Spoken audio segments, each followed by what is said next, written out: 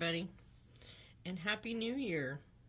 Believe it or not, this is the third video that I've recorded since the new year, but because I broke my smaller ring light, the holder for my phone broke on it, and I've been using my 22-inch ring, and it doesn't give me the same angles. So my first two videos, I actually got my hair in most of the video, so I couldn't upload them. But today I thought we would do something a little different. As most of you know, I create sponges. Mine are called the Original. They are modeling in depth sponges, and I sell them on my website.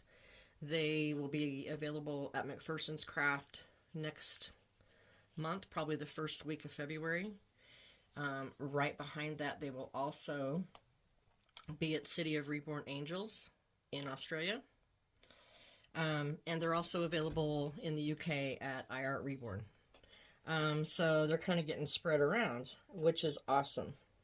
But I've had people ask me if you can use them for silicone, which you can. The sponges themselves are latex free.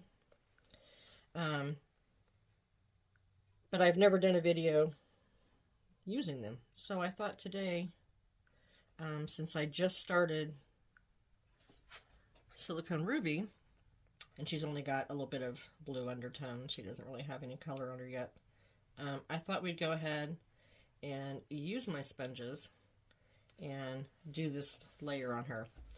I like a wine color that I mix myself, so I'm going to do a layer of wine. These sponges, you know, you've got a lot of depth here. So the one big thing to remember about these is after you use them for a layer, don't let that silicone sit on here. You're going to have to put these in a container of thinner, and just like you would do if you were painting air dry, you know, you would squeeze it and squeeze it under the water. You're going to have to do the same thing in the thinner to get it all cleaned back out, or else it'll ruin the sponge. It'll completely solidify, and you'll have just a big silicone sponge. So cleaning is like the most crucial thing that you need to do. When I use them, I do them just like I do any of my other sponges. I just kind of paint them across the surface, paint the color that I want, and I start at the back of the head. And don't freak out, I know it looks bright, but you go back with a clean wedge and knock it back down a bit, so it mutes out the color a fair amount. But you do get the pattern that is on this sponge, the pattern that's stamped on there. I think a few people are already using these for silicone. And if you have, let me know what your thoughts are. It does give a great texture.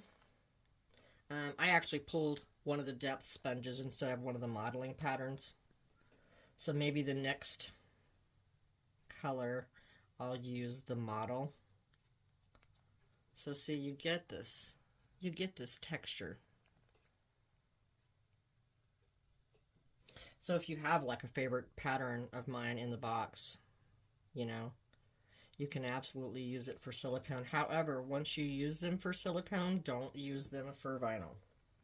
You don't want to mix those two together. Keep a separate set just for silicone from the set that you would use for vinyl. Alright, so I'm just going to put a little bit more of this on here just to show you what it looks like.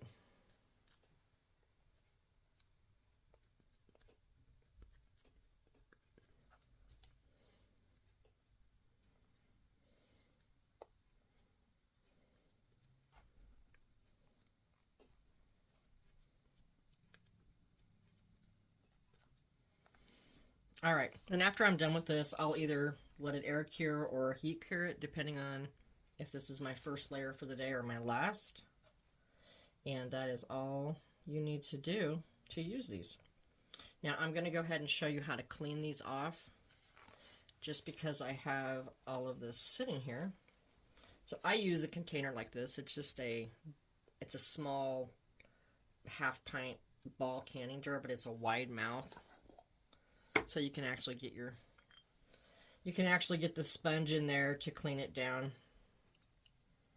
And just let it soak it up and then squeeze it back out.